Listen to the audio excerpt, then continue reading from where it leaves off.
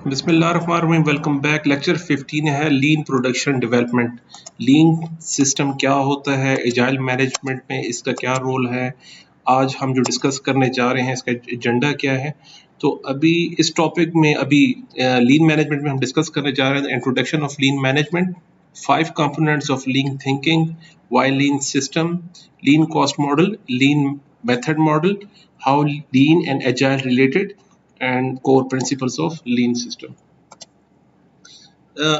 देखिए, Toyota production system के concept हैं ये just in time, lean management और कानबान वगैरह। ये टोयोटा प्रोडक्शन से ही जो इसके ओरिजिन है वहीं से इसको इंट्रोड्यूस किया गया था और इतने फेमस पॉपुलर हैं कि आज भी 1950s के कॉन्सेप्ट हैं, लेकिन इसको मोर रिफाइन करके आज भी इम्प्लीमेंट किया जा रहा है। लीन मैनेजमेंट का जो मेन फोकस हमारा रहेगा वो मैक्सिमाइज कस्टमर वैल्यूज पर। बहुत गलतफहमी है बिजनेस में। जिस तरह टोयोटा ने लीड किया मार्केट को, जिस तरह उन्होंने मार्केट कैप्चर किए कुछ रूल्स को फॉलो करते हुए, उसी में एक ही लीन मैनेजमेंट है। इसको अभी मजीद रिफाइन, इसका जो कोर है ना, कोर प्रिंसिपल वो है, कहता है कि मैक्सिमाइज द कस्टमर वैल्यूज। इनका मेन कंसर्न ये है कि एलिमिनेट द वेस्ट। अब वेस्ट क्या होता है? वेस्ट हमें आप अगर हमारे माइंड में फॉरन डस्टबिन वगैरह आते हैं कि वो वेस्ट नहीं, उसे वेस्ट नहीं कह रहे। लीन मैनेजमेंट कहते हैं value added activities and non value added activities. जो नॉन वैल्यू एडेड एक्टिविटीज हैं, जो वैल्यू नहीं दे रही आपको, उसे ये लोग वेस्ट से कैटेगराइज करते हैं। वो सब वेस्ट है जितना भी है। फॉर एग्जाम्पल, वो डिफेक्ट्स आ रहे हैं, हैंड ऑफ आ रहे हैं, एक बंदा अपने काम को दूसरे को पकड़ा रहा है, दूसरे को पकड़ा रहा है, इसको भी वेस्ट कहते हैं। डिलेज आ रहा है, लीड टाइम बीच में ज्यादा है, ये भी वेस्ट में कंसिडर है। टास्क स्विचिंग ज्यादा है, this is also waste. Extra processing, extra documentation, उसको भी वेस्ट कह रहे हैं। एक्स्ट्रा और नॉन एडेड फीचर्स, कोई ऐड नहीं हो रहा, पुराने सिस्टम पे आप काम कर रहे हो, ये भी वेस्ट है। इनकम्प्लीट और पार्शियल वर्क डन। तो ये एग्जाम्पल्स हैं, 7 एग्जाम्पल्स हैं वेस्ट की। और इससे अलावा भी ऑर्गेनाइजेशन में काफी हो सकती हैं। हर वो एक्टिविटी जो आपको ना किसी फीचर में काम आ रही है, ना कोई वैल्यू एडेड, इससे कोई रिजल्ट आ रहा है, उससे ये कैटेगराइज करते हैं वेस्ट से। अब 5 कंपोनेंट्स हैं लीन मैनेजमेंट की। कहते हैं सबसे पहले अपने वैल्यूज डिफाइन करें कस्टमर के एस्पेक्ट से। कस्टमर को, यानी कस्टमर को क्या चाहिए। आप देखें, बैंकिंग की एग्जांपल लेते हैं, सिर्फ अपने पैसे को रखना नहीं था। फिर बैंकिंग में कितनी ज्यादा एवोल्यूशन आई है। उन्होंने एटीएम को प्रोड्यूस किया, इंट्रोड्यूस करवाया एटीएम्स को। यार आपको लाइन पे लगने की जरूरत नहीं है, आप एटीएम से अपने कैश निकलवा सकते हैं। एटीएम में और क्या फीचर्स है, आप अपने कैश को ट्रांसफर करवा सकते हैं, आप यूटिलिटी बिल सबमिट करा सकते हैं, आप अपने, यानी बहुत सारे ऑप्शन एटीएम में रखे। उससे आगे दूसरे बैंक ने, क्यों कंपटीशन इस मार्केट में काफी ज्यादा है। कमर्शियल बैंक्स में फिर एप्लीकेशंस इंट्रोड्यूस हुए, फिर एप्लीकेशंस में बंच ऑफ फैसिलिटीज दी गई कस्टमर्स को। नो डाउट एक्स्ट्रा चार्जेस भी हुए, लेकिन कस्टमर हैप्पीली उसको पे करते हैं। वैल्यूज कस्टमर के एस्पेक्ट से डिफाइन कीजिए, उनके प्रॉब्लम को अंडरस्टैंड कीजिए, मार्केट से रिसर्च कीजिए, कस्टमर से फीडबैक लीजिए अपने प्रोडक्ट से, और वो गैप आइडेंटिफाई कीजिए जो मार्केट में इस वक्त अवेलेबल है। अगर आप उन वैल्यूज पे काम करते हैं, फिर नेक्स्ट स्टेप आता है मैप वैल्यू स्ट्रीम्स। वो सारी वैल्यूज पे काम करें, उसको फ्लो में लेकर आए और पुल सिस्टम इंट्रोड्यूस करवाएं। वो सिस्टम जो कस्टमर आपसे लेने के लिए विलिंग, वो आपको खुशी खुशी पे करे। हम देखें एसएमएस सर्विसेज के लिए खुशी सी पे करते हैं। जैसे भी हमारे जो कैश ट्रांजैक्शन होती है, हमें नोटिफिकेशन आती है ईमेल पर भी और एसएमएस पे भी, हम खुशीली पे करते हैं। यार मुझे पता तो चले कौन सी ट्रांजैक्शन किस टाइम पे किसने की है, पता तो चले। तो वो एक्स्ट्रा चार्जेस के लिए कस्टमर आपको रिफ्यूज नहीं करता, लेकिन ये है मुझे चाहिए, मैं खुद इसको सब्सक्राइब करूंगा इस सर्विस को। तो पुल सिस्टम पर फोकस करें जहां कस्टमर आपसे डिमांड करे। पुश सिस्टम ना करें कि आप खामखा अपने क्रेडिट कार्ड सेल कर रहे हैं, मुझे नहीं चाहिए, वो कंपनी वाले आ रहे हैं बार बार, इसे ले लो भाई ले लो। तो पुश सिस्टम को नहीं है, पुल सिस्टम को इनकरेज करेगा और परफेक्शन की तरफ जाने की हम कोशिश करेंगे। Nothing is perfect, but we try to make sure कुछ जहां तक हो सके आप परफेक्शन की तरफ आएंगे। तो 5 कंपोनेंट्स हैं ऑफ लीन थिंकिंग कि हम इसी आइटरेशन में इन प्रिंसिपल को लेके चलते हैं। देखिए, हम लीन सिस्टम को क्यों यूज कर रहे हैं? कॉस्ट रिडक्शन में। अब स्पेसिफिकली कॉस्ट रिडक्शन अगर आपसे हो पाई, अगर आपने कॉस्ट रिडक्शन पे अच्छे से काम किया, तो देखें, सबसे पहले आपसे सप्लायर भी आपसे खुश होंगे, आप उसको अच्छे से कंपनसेट करेंगे, आप अपने स्टेक होल्डर्स को अच्छा रिजल्ट देंगे, अच्छा प्रॉफिट देंगे, वो आपसे खुश होंगे। कस्टमर को लेस प्राइस में हाई वैल्यू देने के काबिल हो जाएंगे, थोड़े पैसों में हाई क्वालिटी की चीज देने के काबिल हो जाएंगे। आपके एम्प्लॉयज की सैलरीज अच्छी होगी, बेटर क्वालिटी रिजल्ट लेकर आएंगे, ऑन टाइम डिलीवरी होगी, लो प्रोडक्शन कॉस्ट होगी। एक कॉस्ट के साथ ये सारी चीजें रिलेट कर रही हैं। तो एक स्पेसिफिकली हम फोकस करते हैं, जब आप वेस्ट को रिड्यूस करेंगे डेफिनेटली कॉस्ट रिडक्शन भी आ जाएगी। कॉस्ट रिडक्शन अगर आप कर पाए तो आप मार्केट में एक कम्पिटिटिव एज हासिल कर सकते हैं। कैसे कर सकते हैं, इसको फर्दर एलोबरेट करते हैं। अब देखें ट्रेडिशनल मॉडल क्या कहता है, the key to profitability is cost optimisation. ये एक कॉन्सेप्ट है लीन मैनेजमेंट का। अब देखें ट्रेडिशनली क्या होता था, एक कॉस्ट है, आपकी जितनी भी कॉस्ट आई उस पे आपने अपना मार्जिन रखा तो प्राइस डिसाइड हो गई। अब ये आपने डिसाइड किया, ट्रेडिशनली ऐसा होता है। अभी का कॉन्सेप्ट क्या कहता है, मार्केट डिसाइड करती है प्राइस को, आप उसमें से अपनी कॉस्ट जितना बचा सकते हैं कॉस्ट बचाएं, तो ये जितना मार्जिन आप बचा सके वो होगा आपका प्रॉफिट। अभी इसको मजीद इसको मैं ग्राफिकली प्रेजेंट करता हूं। देखें हम ये कह रहे हैं कि मार्केट की प्राइस डिसाइड है ऑलरेडी, ये फिक्स लाइन है, ये हमारी प्राइस है, और ये प्रोडक्शन है कंपनी ए की और ये कंपनी बी की प्रोडक्शन है। अब देखें, एक कंपनी ने जब इस प्रोडक्ट को प्रोड्यूस किया तो उनको कॉस्ट आई इतनी, यहां ये सारा एरिया उनको कॉस्ट पड़ गया, और इससे जो प्राइस हमने माइनस किया तो ये एरिया बचा उनके लिए प्रॉफिट का। और दूसरी कंपनी बी ने कोशिश की और उन्होंने कॉस्ट को लेकर आए यहां तक, ये सारा एरिया हमारा कॉस्ट हो गया, और ये डॉटेड एरिया ये सारा बन गया उनके लिए प्रॉफिट, ये कंप्लीट प्रॉफिट हो गया। प्राइस आज अब कंपनी के लिए सेम रहेगी। आप देख लीजिए, सोप की इंडस्ट्री को देख लें, किसी दूसरी इंडस्ट्री को उठा लें, सॉफ्टवेयर को देख लें, आप ग्लोसरी को देख लें, प्राइसेस अब ज्यादा आमतौर पे यूजर चाहता है कि लेस प्राइस पे मुझे हाई क्वालिटी वाली चीज मिल जाए। अब आजकल मेंटेलिटी ये चली कि मैं कोशिश करूं ढूंढूं उस प्रोडक्ट को जो थोड़े पैसों में मुझे अच्छी क्वालिटी की चीज मिल जाए, ज्यादा क्वांटिटी में मिले और अच्छी क्वालिटी की मिले, पैसे कम हो क्वालिटी ज्यादा हो। तो प्राइस तो ऑलरेडी डिसाइड है। अब आप अपनी कोशिश कीजिए प्रोडक्शन में आप किस तरह आप कंपीट करते हैं।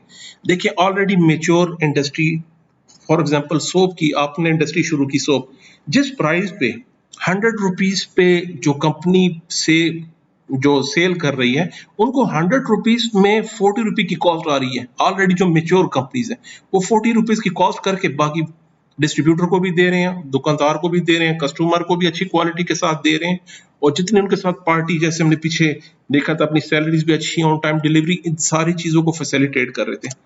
हम हैं नए मार्केट में, हमने अपनी इंडस्ट्री अभी शुरू की, मुझे कॉस्ट जो इसकी पड़ रही है वो मर के 70 रुपीज, बहुत कुछ बचा के मैं 70 पे ला रहा हूँ, तो मेरे पास बचते हैं 30 रुपीज। तो आया मैं इस 30 रुपीज में कितनी पार्टीज को खुश करूं? आप इसमें क्या कुछ मेक श्योर कर सकते हैं? तो कंसिक्वेंटली ये होता है कि ये कॉस्ट आपको आस्ता आस्ता 70 से 75 और 80 पर आ जाती है, जहां पे आप मार्केट में स्टेबल नहीं रह सकते। तो बहुत सारी इनिशियल कंपनी वहीं पे डिसॉल्व हो जाती है, उनकी कमर वहीं टूट जाती है, और पुरानी कंपनी उसी तरह स्टेबल रहती है, मेच्योर होती हैं और वो आगे बढ़ती रहती हैं। इसलिए नई कंपनी का मार्केट में आना, ये शुरुआत, ये स्टार्टिंग पॉइंट ये मुश्किल रहता है कि आप उस प्राइस को कैसे कंपीट करते हैं। अब अगर प्राइस आप गिराएंगे, आप क्वालिटी गिराएंगे, तो क्या तरीका होगा आपके पास? आप अपने एम्प्लॉयज की सैलरी काट रहे हैं, आप अपने जो स्टेक होल्डर्स हैं उनको नाराज कर रहे हैं, लो क्वालिटी की चीज दे रहे हैं, डिस्ट्रीब्यूशन चैनल काफी बढ़ा के आप दे रहे हो, तो डिलीवरी टाइम का मसला आ रहा है, लो प्रोडक्शन।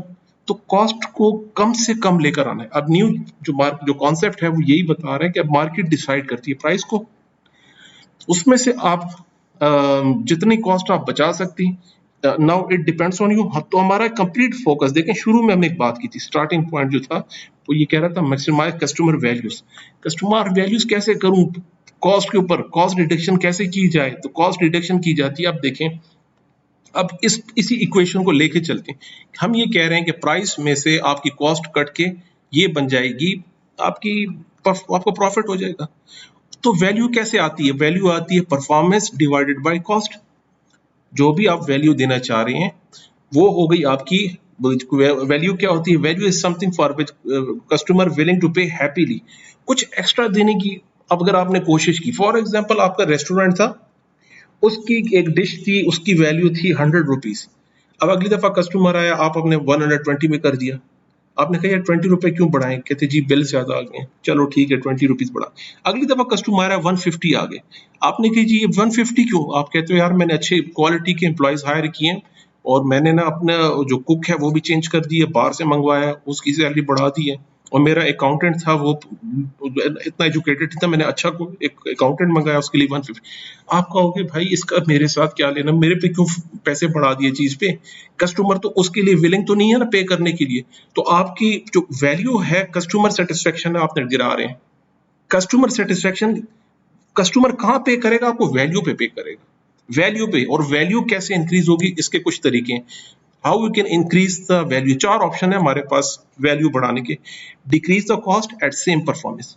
वही 100 की जो डिश थी, आपने अच्छे तरीके से कुछ ऑप्टिमम यूटिलाइजेशन की अपने रिसोर्सेज की, आपने उसको 80 पे या 90 पे ले आए।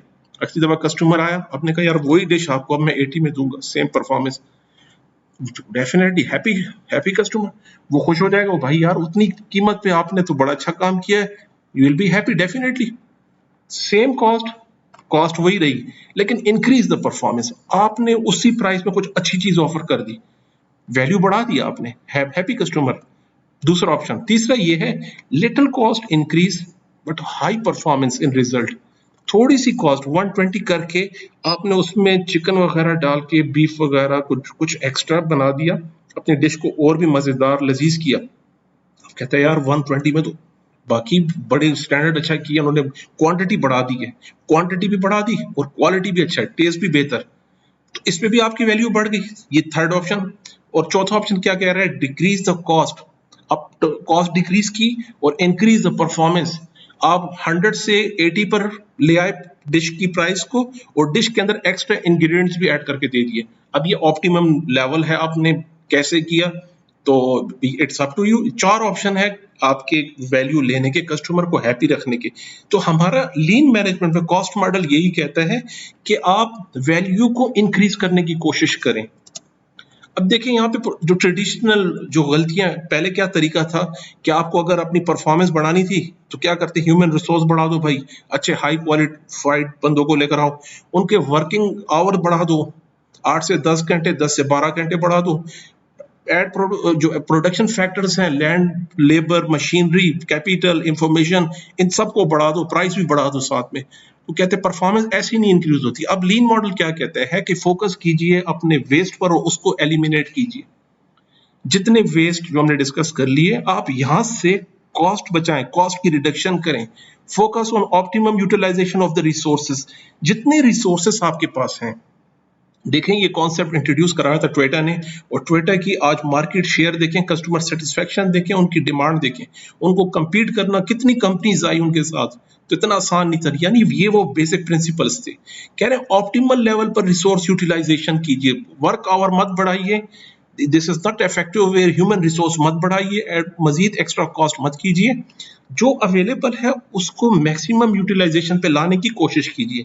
Simplify the complexities and right production in right quantity and quality.